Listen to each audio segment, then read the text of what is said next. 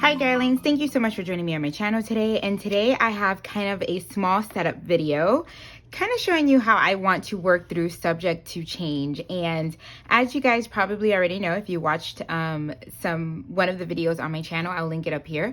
I am actually one of the July guest designers for Citrus Twist.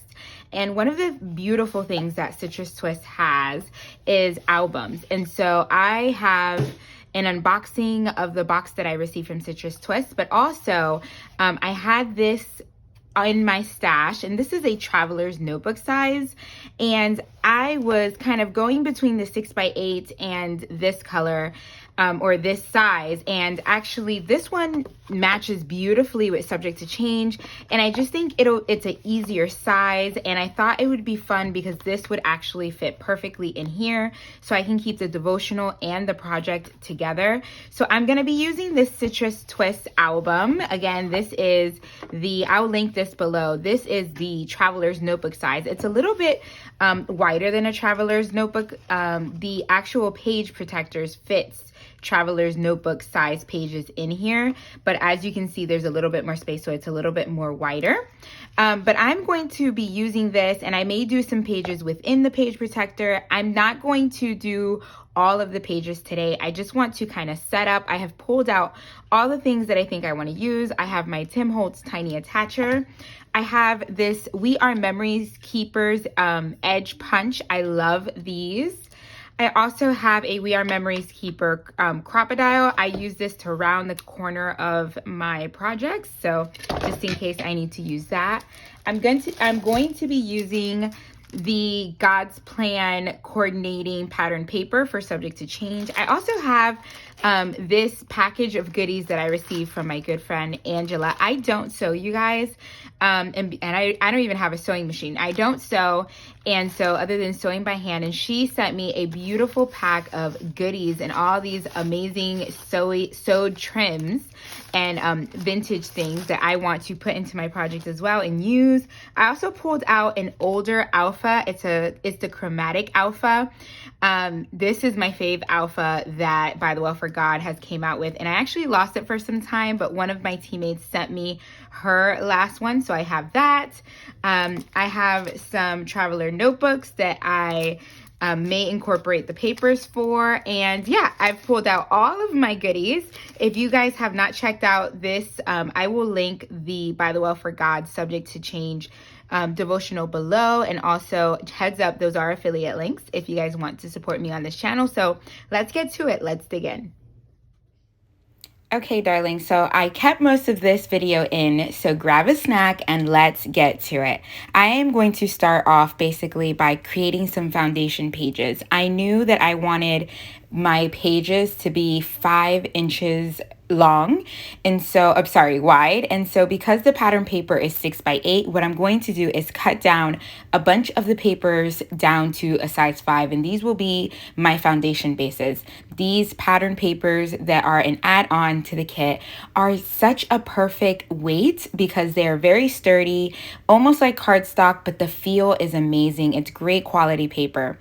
I pick out the paper that I want to use for my title page, and also I knew I had in the die cuts a subject to change title, so I pull that out from the die cuts as well. So now that I have that, I want to start with my title page, and I'm going to go ahead and, like I said, bring that down to 5 inches. So I'm kind of looking to see where I want it to fall. That way I don't cut off the wrong side of the paper, and then I go ahead and cut that down. So now that I kind of have a feel of how big that is, now I can go ahead and see what layers I'm going to add to this. There are tons of add-ons when it comes to the ByTheWell4God kit. So you can either use everything that's in your kit, or you can complement or add things from your stash. And I am going to be using as much things as possible. I want to create a very dimensional first page just to add that pop. So add some pop dots to the back of this, and then I don't take off the backing just yet, so I can layer things behind and kind of move that around to kind of know the placement before I commit to it. There's these beautiful add-ons, which is they are little tea bags, and I love that. It creates a little bit of kind of that layering behind the subject to change title so it doesn't blend in with the background. It kind of pops off. And then I'm going to pull some of the trims that was sent to me by my friend Angela. This is just going to be perfectly so I can add some textures into my page and make it just more fun and more interactive. And so I love her for sending me this because I know I'm going to get some great use out of this in this project. So I'm also pulling out, just going through my stash. Guys, we have things in our stash that we can use, and that's what I'm doing here. I'm just going through my stash, seeing what I have that can work on this title page. And it's kind of a guessing game, what looks best. And so here you've seen me do this before. I'm cutting out the label because before I take it off the backing, I want to see if that's how I want to layer it. So a neat trick to do that is to cut them out before you peel them off the backing. And that way you can layer them and see if that's how you want it. And so I do love that look. So I'm going to commit to that. And now I'm going to grab a die cut because I want to add something to the left-hand side so there isn't that white space just lingering there.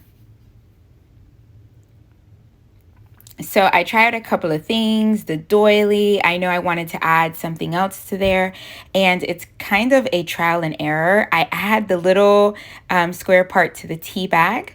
I love that. I mean, Lori and Tom, just think of all the little details. The team is so amazing.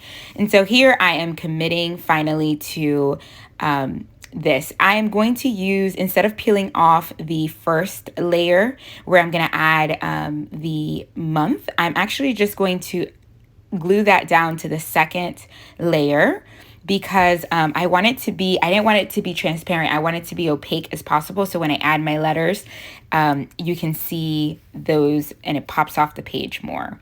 I'm going to add some more foam tape so I can pop off the element that I'm going to use down here. And then I grab my white alphas. These are the ones that come in the kit. So they're on white sticker paper. And I'm going to add the word July and then 2022. And that's just going to signify the month that I worked on this project. You know, we do tons of mini books and tons of projects. And it's just easy for you to see when you went through this. And, you know, hopefully when my kids go through it, maybe if they are interested in the future, they'll be able to see when mom worked on these. So I love adding the dates, and it's also a good way for you to see the season that you were working through things. And then when you read the prayers and the notes that you take in this project, it'll remind you of what God spoke to you in what season of your life. So I love adding the dates to my things. Okay, so I add July 2022, and then I am going to actually grab a little heart. If you don't know, in the alphas, they have little icons. And so there's this little heart that I want to add in blue to kind of separate the July and the 2022. And that fits perfect. It also brings down some of that blue from the subject to change die cut down to the bottom. Okay, so now that I have a good idea of where I'm going to have everything layered, I'm also going to add my holes. And I am using this power punch. I can link it below if you guys are interested. And this is that 6-hole punch that I use for my memory keeping. And I'm just making sure that I punched it and that it's aligned correctly. And then now I'm going to pull it back up and start gluing everything down and committing to what I have already planned. So because the holes are over on the left-hand side, I wanted to make sure that this string didn't get caught as I'm turning my pages. So I'm going to use my tiny attacher and just staple down the little tag from my tea bag. And then now I'm going to pull off the backing to the subject to change. I love that I added foam, adhesive, and pop dots. This just brings more dimension to the page, and it allows your page not to be so flat. Because I'm working in an album, I'm not afraid of the dimension, and in this particular project I do want it to be more eye-catching, so that's going to be perfect. I'm also going to fussy cut around this bee. I'm going to take out some of that extra white just so that he blends in a little bit more with the background here. And this is just going to allow, the white usually makes your items pop off, but I want the bee to kind of blend in a little bit. So I'm going to go ahead and fussy cut around that, add some glue, and then place them at the top of my page there.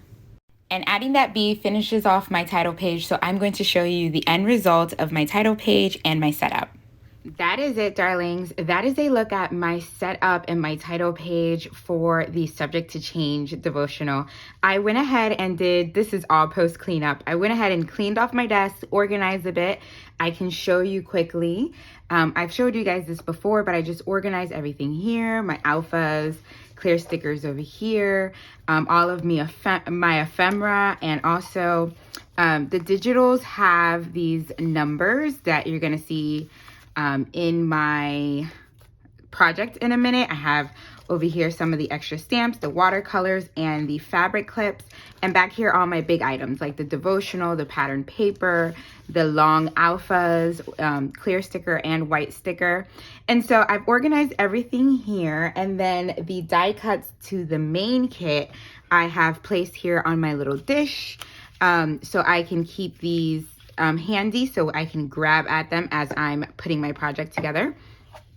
I'm going to fill this out with the name of the devotional, so when it sits on my shelf, I know which one this is before I pull it out. And here is a closer look at my title page. I love how this turned out. I love the layers. It has tons of layers and dimension, even though it's not really bulky, which I'm trying to keep these not too bulky because I know that this is gonna fill up quick with 14 days of devotional. So that is that. I also, off camera, I did a little bit more journaling. So here is how day 1 is gonna turn out, and I'm gonna add some typed out journaling here in the middle that I need to pull out my typewriter for. I have already set up day 2. And I have already actually studied these days in the devotional, but I wanted to set them up so I can start working on those. And I did finish off day 3. I spoke on my Instagram how day 3 was so good for me and so impactful. And so I wanted to get that prayer down as soon as possible. So this is all filled out. And this is kind of how the days are going to look like. I have a prayer tucked in here. I made a little tag there and use the fabric clip. I have just some more of the recipe card, which is the journaling card for this month.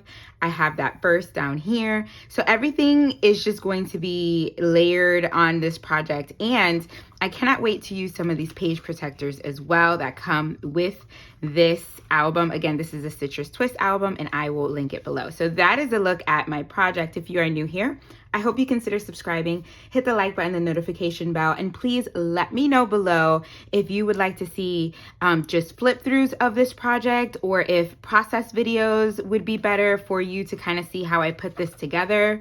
They will be a little bit more lengthy, but I do want to share what would bless you here on my channel. So thank you so much for joining me each and every video, darlings. God bless. Bye.